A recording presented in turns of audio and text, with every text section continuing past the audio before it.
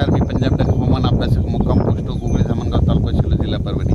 आज आहे 12 जून 2024। आजपासूनचा परत एक शेतकऱ्यासाठी अंदाज येत आहे।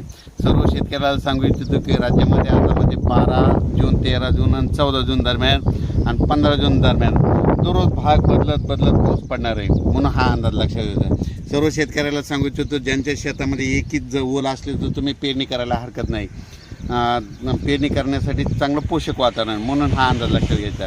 आणि परत एक शेतकऱ्याला सांगतो की म्हणजे आता सध्या खंड वगैरे काही नाही, उगं घाबरू नका। काय होणार आहे, राज्यात पाऊस पडणार आहे, 20-22 जूनपर्यंत पाऊस पडणार आहे। आज या तालुक्यात पडणार आहे, उद्या दुसऱ्या तालुक्यात पडणार आहे, म्हणून हा अंदाज लक्षात घ्यायचा। सर्व शेतकऱ्याला सांगू इच्छितो की राज्यामध्ये फक्त 15, 16 आणि 17 जून दरम्यान थोडी उघाड राहणार आहे, पण विदर्भात मात्र पाऊस पडणार आहे, म्हणून हा अंदाज लक्षात घ्यायचा। एकंदरीत राज्यात परिस्थिती बघितली तर राज्यामध्ये पश्चिम महाराष्ट्र,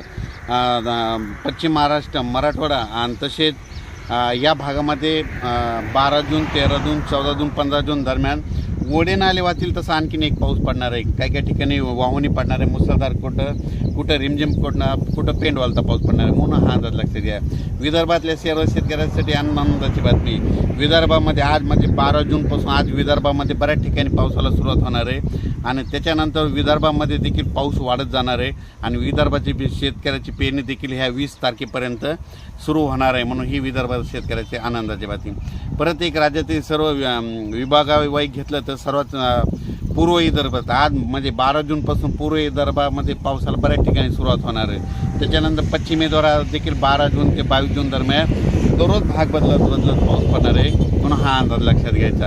आणि त्याच्यानंतर मराठवाड्यात देखील सर्व शेतकऱ्याला सांगू इच्छितो की म्हणजे 12, 13, 14 जूनपर्यंत दररोज वेगवेगळ्या भागात पाऊस पडणार आहे आणि एकच ओल असले तर पेरणी करायला हरकत नाही, म्हणून हा अंदाज लक्षात घ्यायचा। ओल जर नसले तर पेरणीचा निर्णय घेऊ नये, म्हणून हे देखील लक्षात घ्यायचं। त्याच्यानंतर सांगायचं झालं तर सोलापूर, सातारा, सांगली, नगर, नाशिक, धुळे, जळगाव, त्याच्यात बुलढाणा, जालना, परभणी, अमरावती, अकोला, हिंगोली, वाशिम, नांदेड, लातूर, बीड या भागात देखील ह्या 3-4 दिवसामध्ये चांगला पाऊस पडणार आहे, म्हणून हा अंदाज लक्षात घ्यायचा। पण सोलापूर जिल्हा, धाराशिव जिल्हा, लातूर जिल्हा, बीड जिल्हा आणि सांगली जिल्हा म्हणजे आता ह्या 3 दिवसात मात्र आणखीन जोरदार पाऊस पडणार आहे, म्हणजे तिकडं ओढे नाले वाहतील, छोटे तरी असेल तर ते देखील भरणार आहेत।